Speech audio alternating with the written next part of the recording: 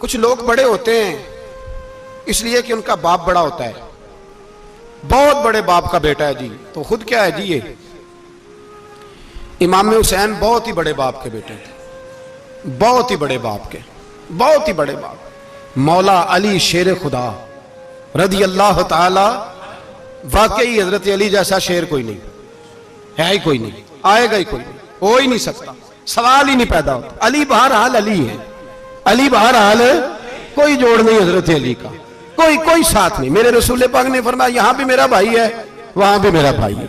हजरत अली का कोई मुकाबला कर सकता? इतने बड़े बाप का बेटा। हजरत इमाम हुसैन खुद भी बहुत ही बड़े थे, इमाम हुसैन खुद भी अल्लाह जानता है बहुत बड़े थे। कहते हैं गद्दी पे बैठ गया, इसे कोई जरूरत नहीं, लेकिन इमाम हुसैन ने ऐसे नहीं किया। इमाम ज़ैनुल आबिदीन फरमाते हैं मेरे अब्बा जी इमाम हुसैन फर्ज नमाजों के अलावा एक दिन में 100 नफल अदा किया करते थे, और एक रवायत में फरमाते हैं 1000 नफल पढ़ा करते थे। कितने? चलो तुसी 50-50 पढ़ ले, बताओ तो सही ना कितने। तो ये जो इमाम हुसैन का बड़ा नाम लेने वाले हैं, ये तो इनसे पूछो कि तुम तो नमाजें पूरी नहीं पढ़ते, और इमाम का तो ताल्लुक है नमाज के साथ। 9-10 मुहर्रम की सारी रात इमाम हुसैन क्या करते रहे?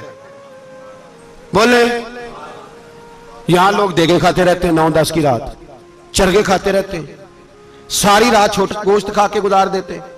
इमाम हुसैन रदी अल्लाह ताला अन्हु, भाई अल्लाह तो माना हुआ था, हुसैन पे सबसे ज्यादा राजी था मेरा रब, लेकिन इमाम अली मकाम ने 9-10 की सारी रात का अल्लाह मुझसे राजी हो जा, अल्लाह मुझसे राजी हो जा, अल्लाह मुझ पे रजा नाज़िल कर दे। सारी रात करबला की रेत पे आंसू बहा बहा के सारी रात सजदे में गुजार दी।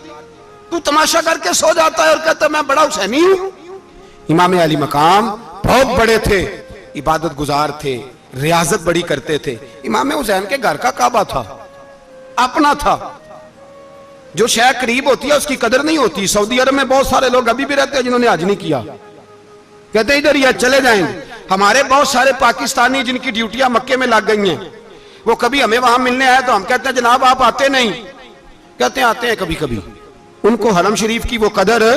लेकिन इमाम हुसैन अली मकाम का किरदार ये था कि मदीने से दोनों भाई मदीने से पैदल जाया करते थे मक्के का हज करने। किस तरह? वो उन्होंने ये नहीं कहा हमें रियाजत की जरूरत नहीं, इबादत की जरूरत नहीं, हम तो हुजूर का खून है, बख्शे बख्शाएं।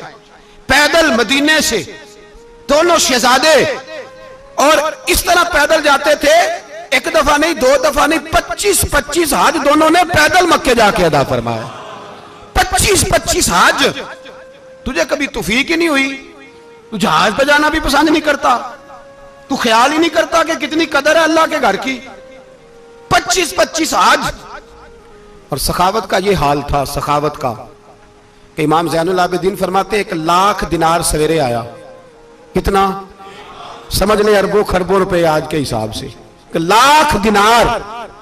और फरमाते हैं फातिमा के लाल दरवाजे पे बैठ गए पैसे लेके, और लोगों को बुला बुला के नजर दी, फरमाया थोड़े से ले जाओ, थोड़े से ले जाओ, थोड़े से ले जाओ, थोड़े से।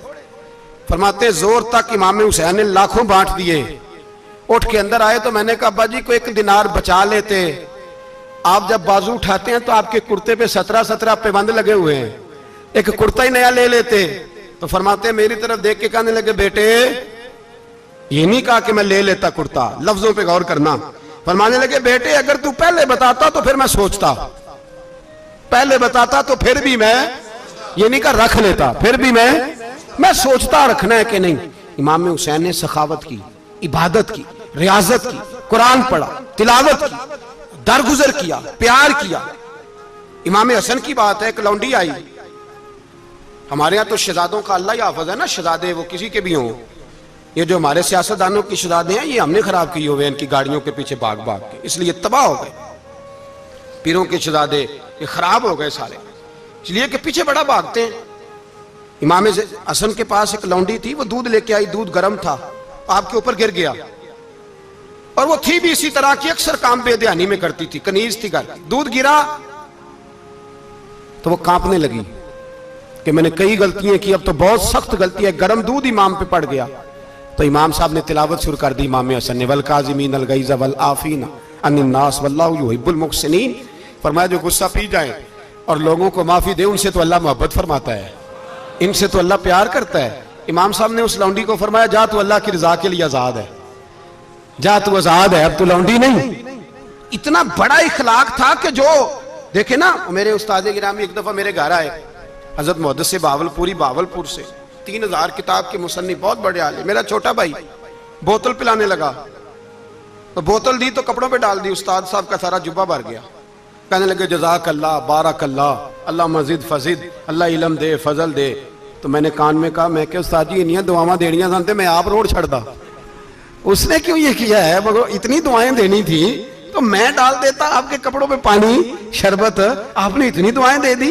बुजुर्ग जलाल है का मिजाज नहीं, वो शहजादे होते हैं जिनकी तबीयत पे नागवार गुजरता है कि ये कैसे होगा। यूं इमाम हुसैन इमाम हसन ने किसी जगह भी शहजादे बन के वक्त नहीं गुजारा, और मेरे नबी पाक ने भी उन्हें शहजादे नहीं बनाया। हम सब के बच्चे शहजादे हैं, जितने भी हम हैं ना। मेरा बच्चा जी मुंह से बात निकालता है तो मैं पूरी कर देता हूं, फिर भी नाफरमान है। मैंने कहा इसीलिए नाफरमान है। अगर आधी पूरी करते और आधी ना करते तो उसे पता होता कि कहीं सब्र भी करना है। हमारा बच्चा रोटी ना पके तो घर में टीवी भी तोड़ देता है, उसकी अम्मा खाना टाइम पे ना पकाए तो बर्तन तोड़ता है। क्यों? हमने उसकी आदतें खराब की हैं। लेकिन मेरे रसूल पाक सल्लल्लाहु अलैहि वसल्लम ने झोली उठा के दुआ मांगी, ऐ अल्लाह, गोया हुजूर कह रहे थे इन्होंने कर को करबला में भी जाना है, फरमाया या अल्लाह इन्हें 3 वक्त रोटी ना देना, 1 वक्त रोटी देना। 3 वक्त नहीं, 1 वक्त की रोटी दे, 1 वक्त का खाना दे। और नबी पाक ने ट्रेनिंग घर के अंदर कराई थी, अंदर हजरत फातिमा ने ट्रेनिंग कराई थी। लोग कहते हैं 3 दिन इमाम हुसैन प्यासे रहे, भूखे रहे, तो मैंने कहा ट्रेनिंग थी उनकी अम्मा की। तो जो है मेरी बात पर, हमारा बच्चा तो 1 घंटा बर्गर ना मिले तो बर्तन तोड़े, उनकी अम्मा की ट्रेनिंग थी, सब्र हौसला सिखाया था। इमाम हसन और हुसैन बीमार हो गए तो हजरत फातिमा ने मन्नत मांगी, या अल्लाह मेरे बच्चों को शिफा दे, मैं 3 रोजे रखूंगी। कौन सी मन्नत मानी? बोलिए। हम सिर्फ देख की मन्नत ही मानते हैं, मैं देख पकाऊंगा। एक आदमी मुझे कहने लगा, मैंने मन्नत मानी थी कि मैं बकरा दूंगा अल्लाह के रास्ते में, अगर मेरा काम हो जाए। तो काम हो गया, बकरे के पैसे कोई नहीं। तो मैं कहा तेरे पहला नहीं थी पता, मेरे को कोई नहीं। कहता अब क्या करूं?